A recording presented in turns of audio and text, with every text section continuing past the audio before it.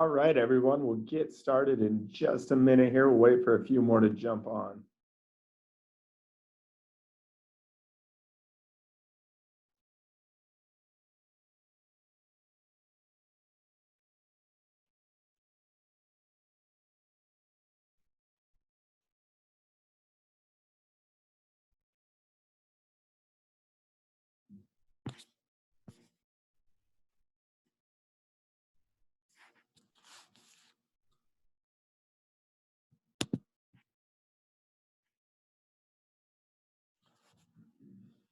All right, everyone, welcome to our 2020 Winter State Games Volunteer Training Webinar. My name is Alex Ryder. I'm the Senior Manager of Volunteers here with Special Olympics Washington.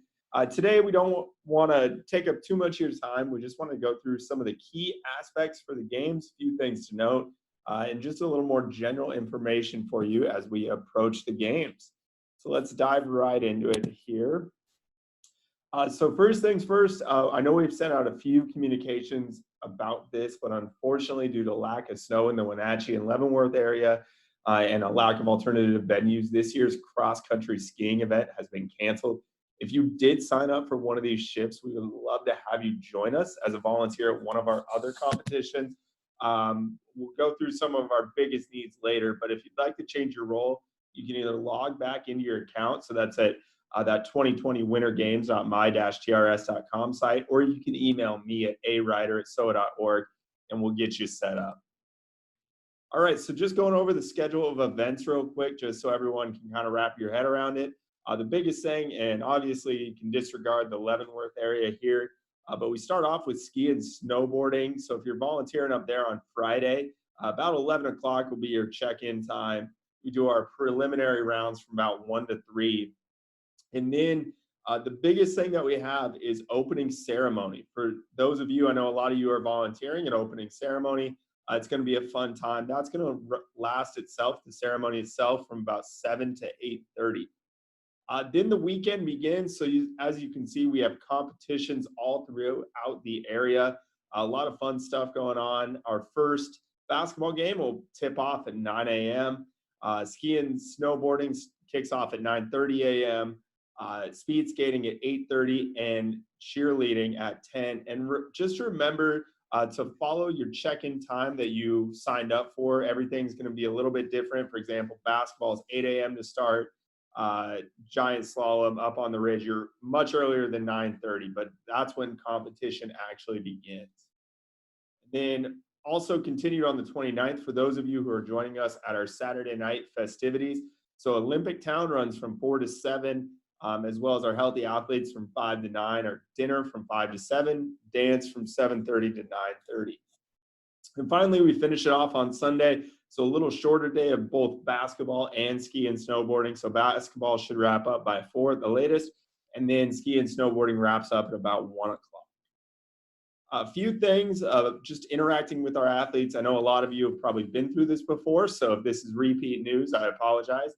But for those of you volunteering for the first time, we just wanted to cover what exactly an intellectual disability is. That's a term used to describe a person with certain limitation in cognitive functioning and other skills. The three main types that we have at Special Olympics Washington are Down syndrome, autism, and Fragile X. So some challenges to inclusion. Here at Special Olympics Washington, we work to promote inclusion, but of course there's a variety of ways this can be limited. So the four main challenges to inclusion that you should be aware of: hero worship, assuming people are special for overcoming a disability; pity, people feeling sorry for a person with a disability, and that leads to patronizing attitudes and other aspects. The spread effect, which is assuming that a disability negatively affects other aspects of a person; and of course, stereotypes, making generalizations about people with similar disabilities. So people first language, what it does is it represents a more respectful, accurate way of communicating with people. Uh, People with disabilities, they're not their diagnoses or disabilities, they're people first. So it's always important to put the person ahead of the disability. And remember, follow the athlete's lead in how they identify themselves. Dignity of risk. The dignity of risk is the idea that coddling people with intellectual disabilities limits them. Many of our athletes are able to live independently and are very self-sufficient. So when interacting with our athletes, follow these main guidelines. Offer to help, don't assume. Ask for clarification if you don't understand someone's speech, and share your feelings if someone does or says something inappropriate. Remember, independence is precious. So age-appropriate interactions to keep in mind. Just make sure we're using normal tone, no baby talk, speaking louder. Eye contact, this is an important one if someone uses a translator, has a helper, teacher, guardian, to address the athlete and look at them instead of the translator or helper. Physical interaction, no things like piggyback rides, pats on the head, those sorts of interactions. Introductions, don't be referring to people as buddy, little guy, those kind of things. And of course, remember that physical interactions can go both ways. If an athlete does something you are uncomfortable with, explain that to them. A great physical interaction is a high five or an intro handshake. All right, so now the volunteer code of conduct, just some basic stuff. As a volunteer, you're going to be providing for the general welfare, health, and safety of all athletes, volunteers. Dress and act in an appropriate manner, follow the established rules and guidelines, report any emergencies, abstain from the consumption or use of all alcohol, tobacco, and illegal substances, and not engage in any inappropriate contact or relationship with athletes, volunteers, or other participants. All right, so now that we have that stuff out of the way, here are some fundamentals for this weekend. So first off, just kind of details and directions of where we're going. Town Toyota Center is going to be home to our opening ceremony. Wanted to show you guys a little overview map. I know it's a little bit hard to see, but in terms of the parking lot, that number 1 is going to be the entrance to the venue. So the parking lot's here. You'll see signs and directions pointing you right in there. Any of this area is public parking for you guys, so go ahead and park there. And this is where you're going to be going. For those of you volunteering at figure and speed skating, your area is going to be right over here. So we'll also have that door pointed out for you guys, but those of you volunteering at speed skating, figure skating, you're going to be going to number 2. All right, basketball. So the important thing to note is that all volunteers are going to go first to Foothills Middle School to check in. We do advise building in a little extra time. We already did build in a chunk of time for this in your shift, but it is always nice to build in a little extra time. So volunteers are going to check in at Foothills, and then from there, we're going to send you over to all the different venues. The reason we do it that way is just it's easier in terms of getting everyone in and then sending them off separate ways as opposed to directing them straight there. It lets us know who exactly we have going which way. So we apologize for kind of running you all over the place, but we'll have you check in at Foothills Middle School, and then you'll get distributed to the different venues, and we'll be sure to give you guys a map and some directions on how to get there. All right, so for those of you volunteering up on the mountain, so we're going to Mission Ridge. Obviously for those of you coming from the west side, it's about 3.5 hours from Seattle, but we're heading up to Mission Ridge. A little map for you guys here. So right outside the parking lot is our venue headquarters. You'll see some signs, some tents that have volunteer check-in. Follow the signs for that. And then you can see where all of our different courses are. So number 2, 3, those are our more advanced courses, as well as number 5. Those ones are going to be the spots where you guys who are indicated that you're going to be up on skis or going to be going skis or snowboards. Those are the ones that you actually have to take the lift up to and then go down to your spot. For those of you who are on the base of the mountain, not skiing, another role that we could actually put you into is this number 4, which is our novice alpine and snowboarding. You can actually walk up to that spot and you can do the exact same roles, whether it's timing, whether it's starting, all of those things, you can do the exact same roles right there. All right, moving on. Our Wenatchee Convention Center, that's home to everything going on Saturday night. So like I mentioned, healthy athletes, victory dinner and dance. A little overview for you guys. So if you volunteered last year, just know that things have gotten moved around a little bit. So on the lower level in the main ballroom is where we're going to be having our dinner. This little number 4 spot, and we'll direct you guys to this. Right by the check-in is going to be a little volunteer room. It's going to be a space where we'll have snacks, place to store your stuff. things like that. And then over here in the Orchard Exhibit Hall is going to be actually where our dance occurs. So lower level if you're volunteering at the dinner or dance. Then if you're volunteering at Olympic Town or Healthy Athletes, if you're volunteering at Healthy Athletes, you can go straight here. If you're volunteering in Olympic Town, go ahead and still enter on the lower level and check in with us, and then we'll send you upstairs. So in this area right here, so the Grand Apple Ballroom, that's where all of our fun Olympic Town activities are going to be taking place. So we'll get you checked in below and then set up upstairs. So what to bring, we'll talk a little bit more about this too, but for outdoor events, it's a great idea to bundle up, bring a hat. Otherwise, we do suggest that volunteers bring their own snacks and drinks in case you get hungry during your shift. We will have some snacks available as well. And the biggest thing that we can emphasize is to hydrate. It's great to bring some reusable water bottles and just make sure you're staying hydrated throughout the day. So what to wear? Just wear something that you're comfortable in and don't mind standing or moving around for prolonged periods in. If that's jeans, that's great. If that's shorts, that's great too. Whatever works for you on the bottom, that is totally okay, as well as the shoes.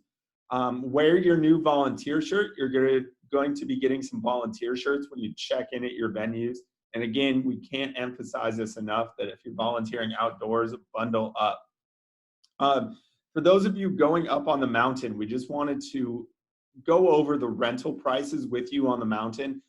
Their shop opens at 9, so it's a pretty quick turnaround between that and getting up on the mountain to start. So be aware of that, and just kind of wanted to show you guys the prices if you were doing that, or if you wanted to look into renting before you arrive.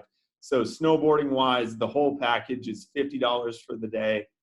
Same with ski equipment, and then of course you can get some miscellaneous helmets for $10, snowshoes for $20, which could be good if you just want to stay on that novice course and walk up to it. But just wanted to show you guys the price of that, so you can keep that in mind as you plan for going up the mountain. Again, what to wear at our outdoor events. We can't emphasize this enough. We just don't want people getting cold up there. Dress for the elements and wear lots of layers. For those of you who are up on the mountain in a skiing, snowboarding role, you're going to be up on the mountain for a good chunk of the day. We will have a lunch break where you get to come down and take a little break, but just make sure you have everything with you. Bring some snacks with you, bring some extra clothes. It's always a good thing. And of course, on the mountain, wear some snow pants and a waterproof jacket. All right, our volunteer check-in process. So at every venue, we're going to have signs that direct you towards volunteer check-in. And a volunteer check-in will have somebody getting you set up. You're going to be receiving a Special Olympics Washington volunteer shirt. You guys are going to be the very first ones to wear these ones. They're bright green with some black lettering. You guys are going to be the very first ones to wear these, so that's exciting. And then you'll also receive a lanyard. All right, so the weather report, just wanted to touch base on that real quick. It looks pretty sunny, and for this time of the year, pretty warm. Obviously, up on the mountain, for those of you going up there, expect it to drop 20 or so degrees, whatever it might be. So again, be prepared for that, but it doesn't look like we're going to be having snow or inclement weather. So that is good news. Just expect it to be, mid 50s with the lows in the 30s, but otherwise it looks pretty good weather-wise. Parking, we do have parking available at all our locations. If you're volunteering in a group, we encourage volunteers to carpool as parking can become limited. If you have an afternoon shift, please allow yourself extra time to park. And ideally, please park toward the back of parking lots to allow athletes and family members to park in those closer spots. Volunteer meals, for those of you who will be staying all day roles, lunch will be provided. So an example of this would be staying more than 4 hours through the noon hour.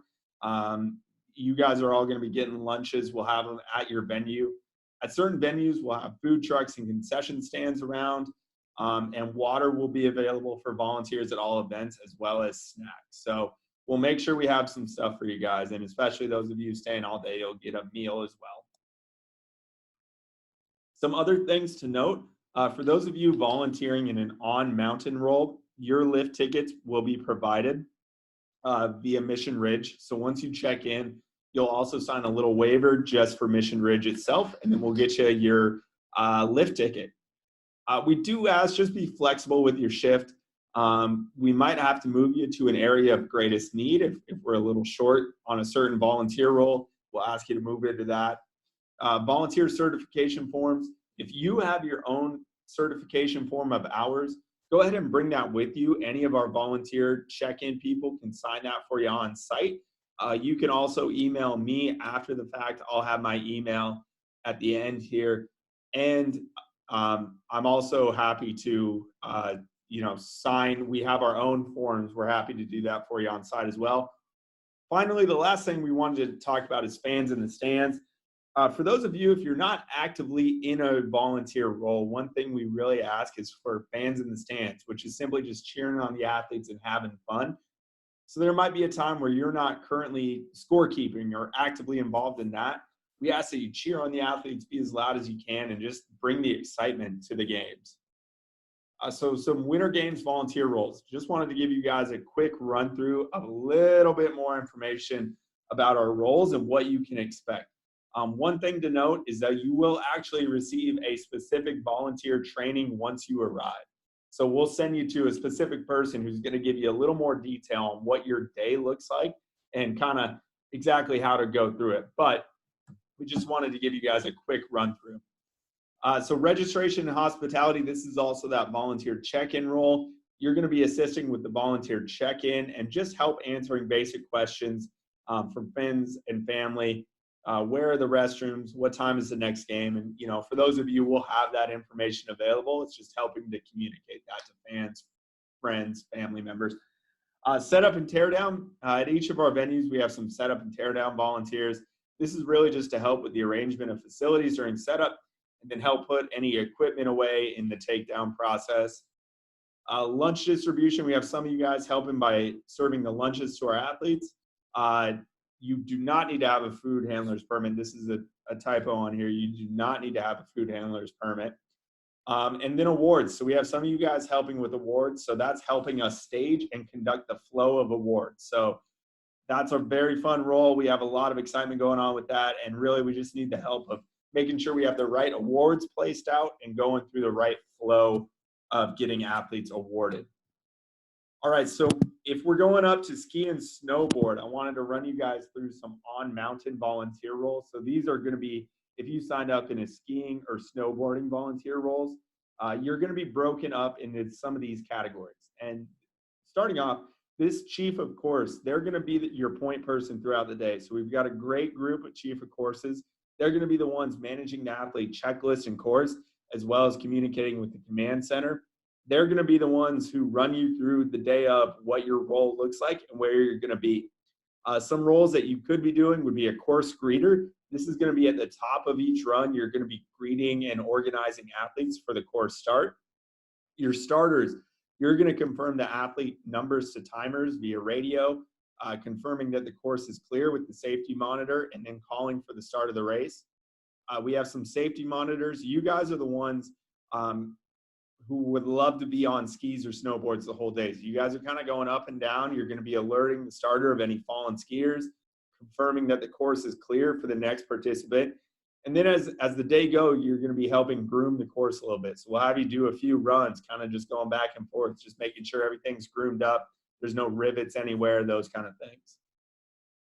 Some of our other on-mountain volunteer roles, before we dive into that, just wanted to go through the starter instructions. So again, we're going to go through this with you guys actually up on the mountain, but your command is going to be racer ready, 10 seconds, 5, 4, 3, 2, 1, go. As soon as the athlete actually leaves, in your radio, you're going to say hut. The hut is the cue for the timer to start timing. So that could be instantaneous. I've heard it before where it's go hut. I've also heard it before where it's go hut. So there's always going to be a little bit of a lag time, but that hut is the cue on those areas where we do not have automatic timing. The hut is going to be the cue to your timer at the bottom of the hill to start timing. And again, your chief, of course, will go through this in more detail with you. Some of those other roles are gate judges, which is monitoring the course gates to manage disqualifications. Timers, you guys are the ones actually timing the participants and communicating the race times to the recorder. And then finally, our recorders, which are recording race times on heat sheets. So some of you guys indicated you're not going to be up on the mountain. Like I said, we might ask some of you guys to go to that walking area where you can actually go and still be a timer, those kind of things. But otherwise, also on the base of the mountain, we have some setup where we're going to be setting up merchandise, placing signs, helping set up awards, helping out in the warming station, which is preparing and distributing snacks and hot drinks. And then, of course, like I mentioned, awards, which is preparing and pulling awards for presentation. So some things to note about basketball, kind of diving into that. This is more so for our officials, and we do still need more officials for basketball. So if you feel like you have a good knowledge of the game, we would love to have you.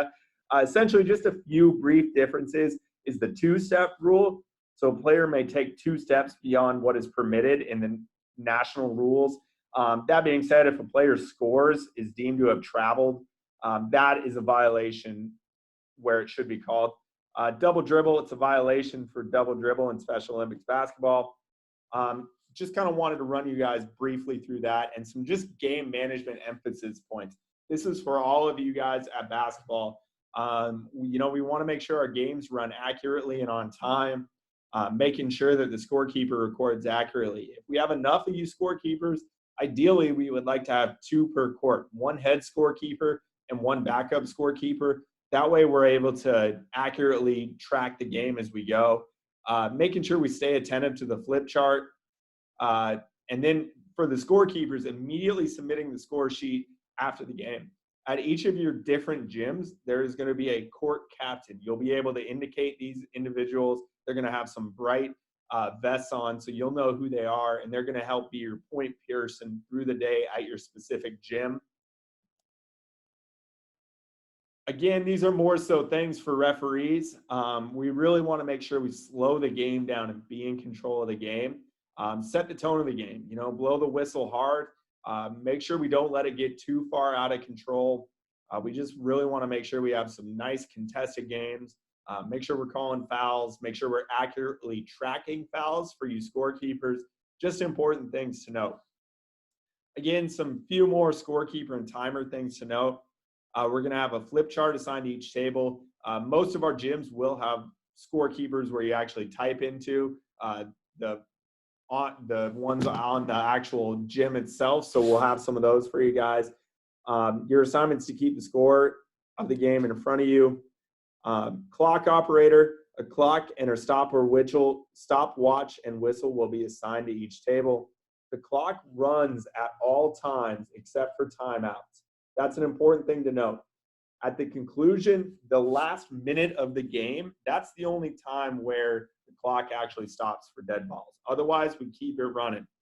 And then our bookkeeper, so you guys are going to get the score sheet, the lineup sheets from the team coaches. And then what we want is to track individual points scored, individual and team fouls, and timeouts. And it's really important to make sure that your score matches the flip chart. So that's kind of, again, your court captain will walk you through this in more detail, and we'll have some instruction sheets for you guys, but just some brief details. Figure and speed skating. So runners, you're going to run the results in for processing.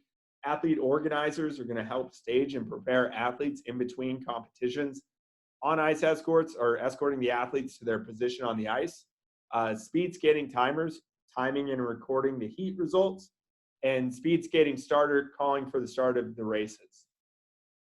Other volunteer roles that we have, so opening ceremony. So volunteers for opening ceremony are going to help with staging the athletes for the parade going into the ceremony. We're going to have some greeters who are cheering on the athletes as they get seated.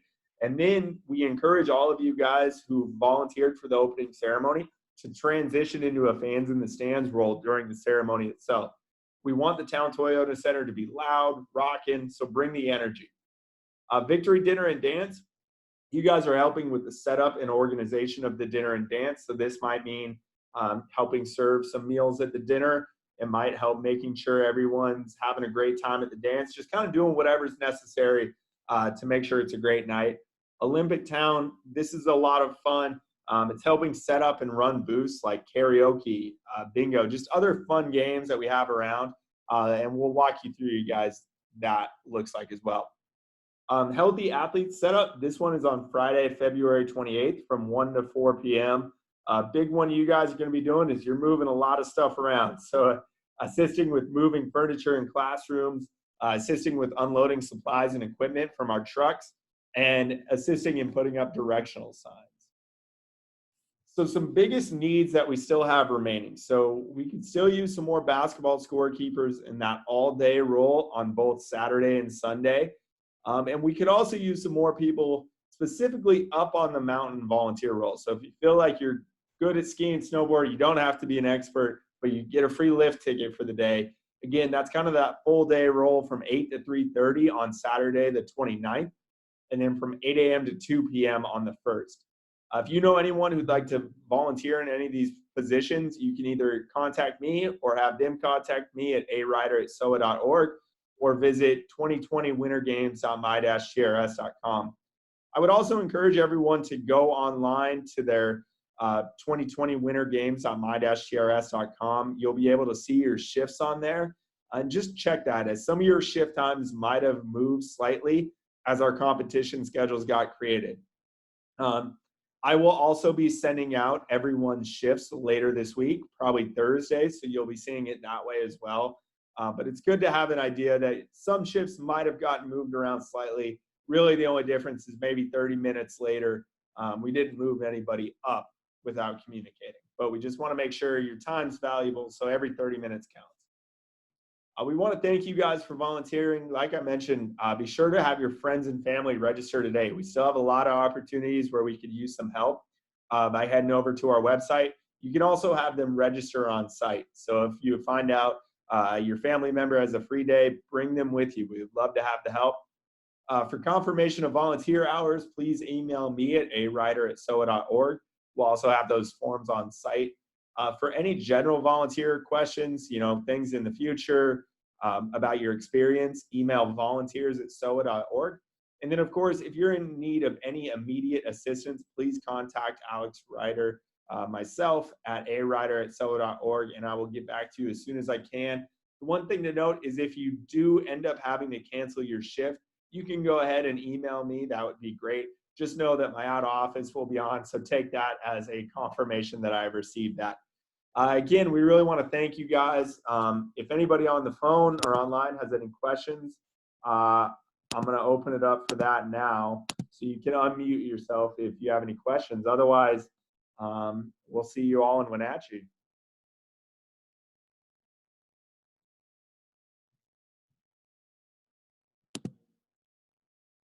All right, anybody have any questions?